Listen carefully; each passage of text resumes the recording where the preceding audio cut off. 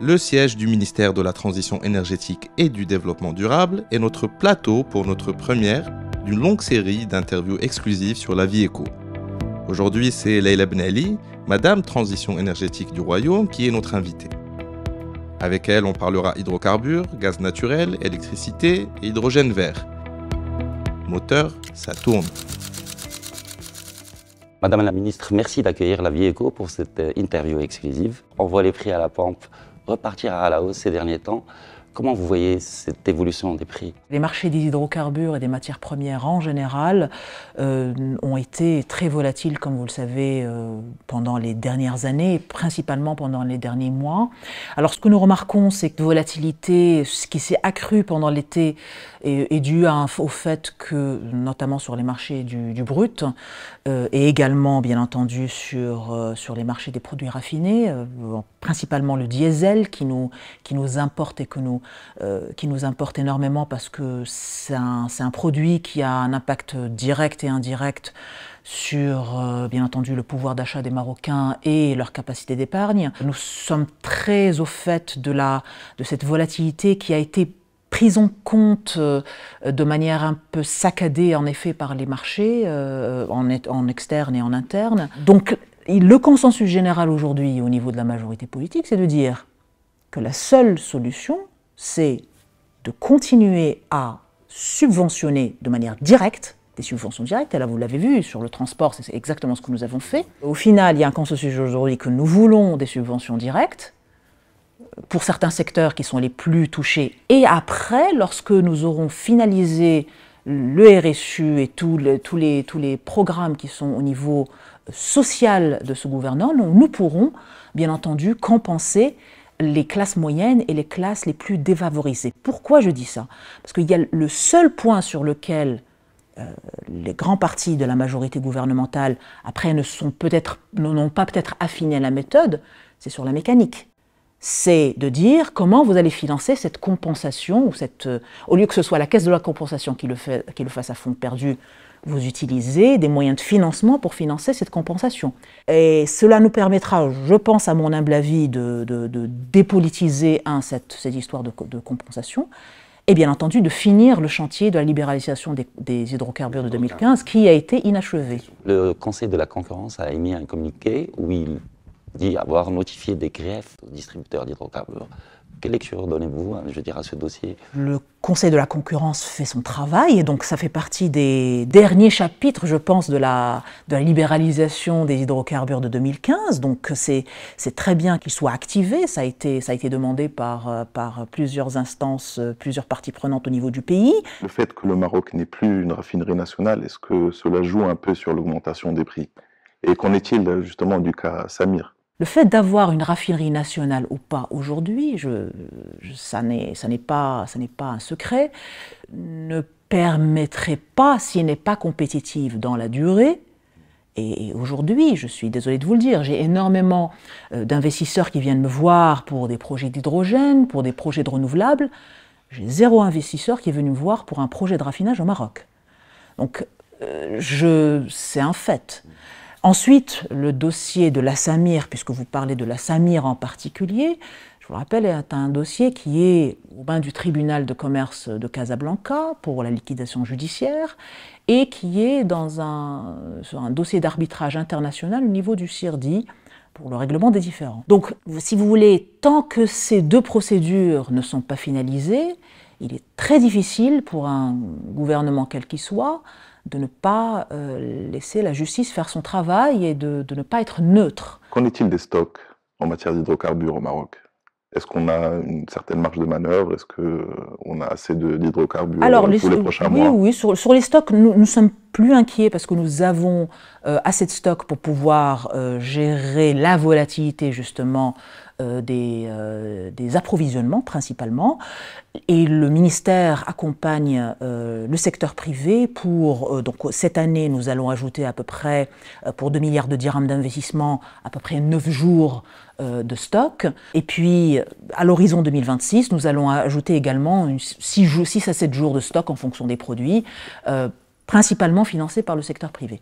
Donc aujourd'hui, ce qui nous ramène plus ou moins une capacité... Ce qui nous ramène à peu près une capacité d'entre 50 et 60 jours en fonction des produits. Encore une fois, le Maroc, comme je l'avais rappelé dans une séance au Parlement, n'a pas vocation à devenir un grand centre de logistique et de trading d'hydrocarbures. Nous faisons à peu près le 5e du marché turc et le 25e du marché indien.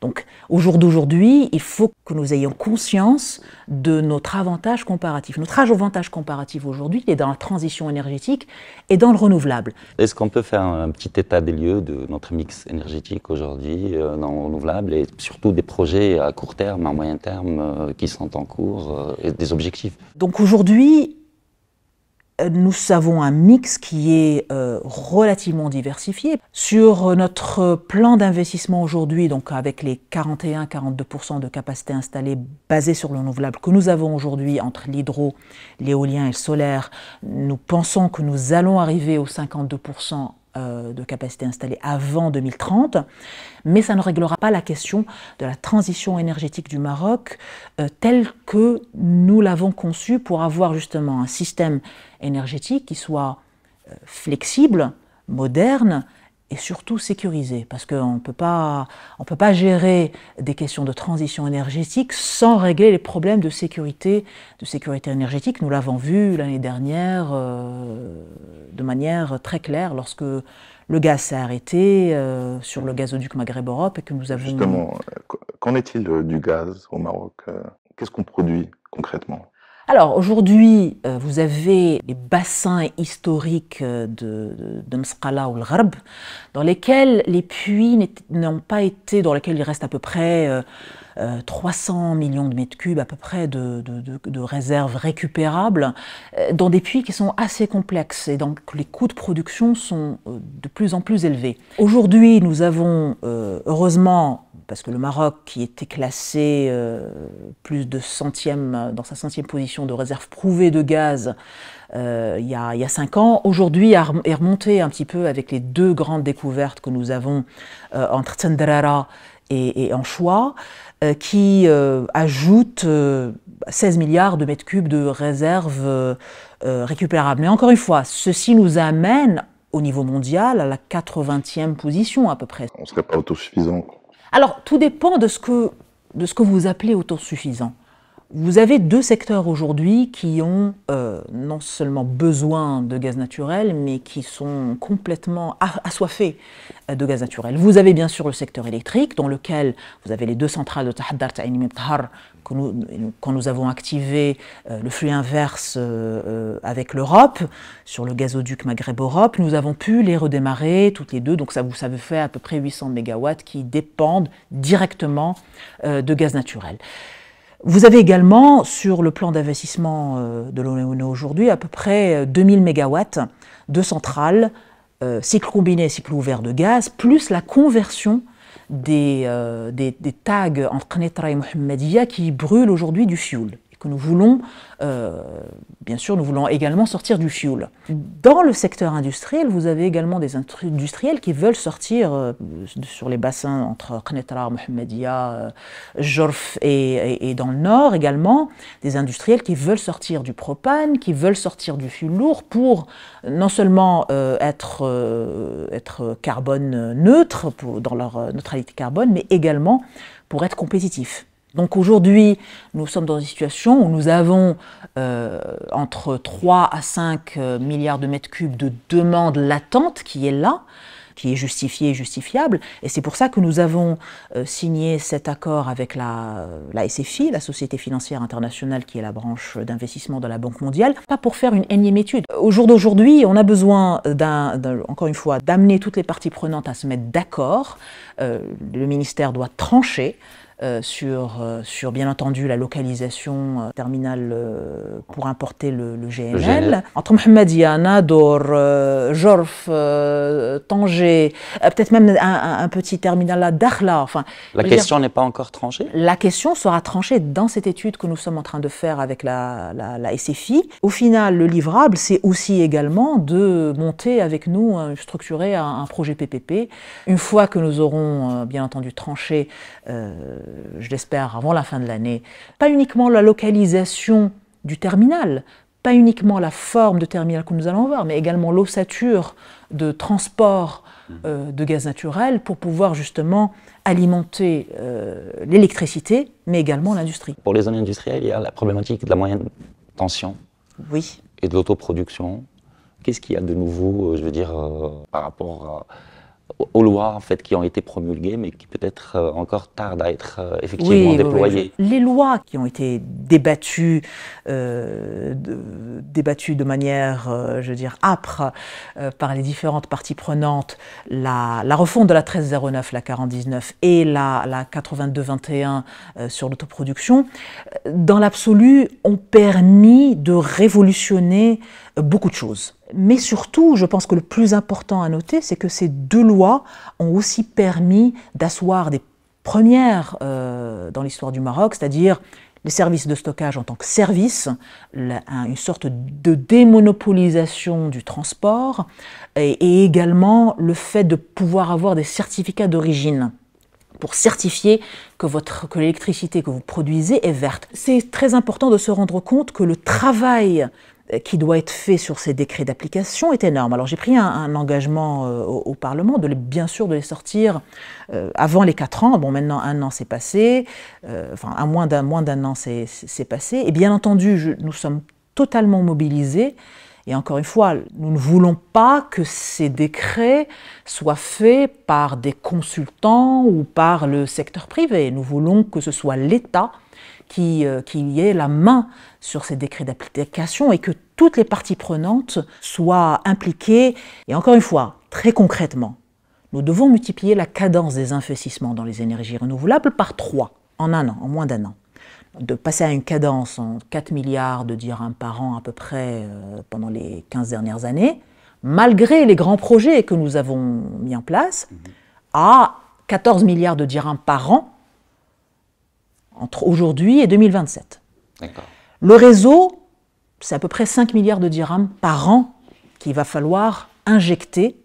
Encore une fois, ça va être un mix de secteur public et secteur privé, principalement secteur privé. Et il va falloir opérer cette transformation aujourd'hui, pas dans 5 ans, mais aujourd'hui. Nous avons cette autoroute, ce projet d'autoroute sud-nord qui va permettre justement d'accompagner les grands projets, principalement à vocation d'hydrogène vert, entre le sud et le nord, mais ça ne règle pas le problème du réseau marocain. Ça déplace le problème, mais ça ne le règle pas. Il y a une offre Maroc qui se prépare en matière d'hydrogène vert. Elle est très attendue. Alors, qu'est-ce que vous pouvez nous dire à ce stade-là? Sa Majesté le roi Mohammed VI, que Dieu l'assiste, a en effet instruit le gouvernement de lancer l'offre Maroc. Donc nous sommes en phase, bien entendu, avec monsieur le chef du gouvernement et les parties prenantes des ministères qui sont impliqués pour finaliser justement cette feuille de route. Le plus important dans l'offre hydrogène, c'est de dire quelle sera la place justement du Maroc dans cet grand écosystème de l'hydrogène. Donc aujourd'hui, bien entendu, le Maroc a énormément d'atouts pour pouvoir produire de l'hydrogène vert, de l'ammoniac vert. Je vous rappelle que nous avons un grand plan d'investissement de l'OCP pour produire justement de l'ammoniac vert qui va permettre à l'OCP de décarboner complètement, à être carbone neutre. Mais en tout cas, le plus important, c'est de se dire aujourd'hui quels sont les secteurs dans lesquels le Maroc va se positionner pour pouvoir, alors j'avais parlé d'un coût de l'hydrogène à 2 $ le kilogramme, c'était avant le Inflation Reduction Act américain. Bon, maintenant, il va falloir vraiment vraiment mettre en place une batterie de mesures d'accompagnement pour le secteur privé national et international, accès aux infrastructures, facilitation des procédures, accès aux bons fonciers, pour pouvoir ne pas prendre le risque technologique sur des technologies qui évoluent très rapidement, mais en même temps pouvoir se positionner en tant que pays compétitif avec, Inch'Allah, une production d'hydrogène vert à moins d'$1 le kilogramme à terme, et bien entendu l'ammoniac vert pour notre industrie, et peut-être de l'e-méthanol puisque le Maroc a vocation à être une plateforme logistique importante pour le fret et pour le maritime, Inch'Allah aussi décarboner également le secteur du grand transport. Du grand transport. Merci de nous avoir accordé cette interview exclusive. Au plaisir de vous retrouver. Merci. Merci.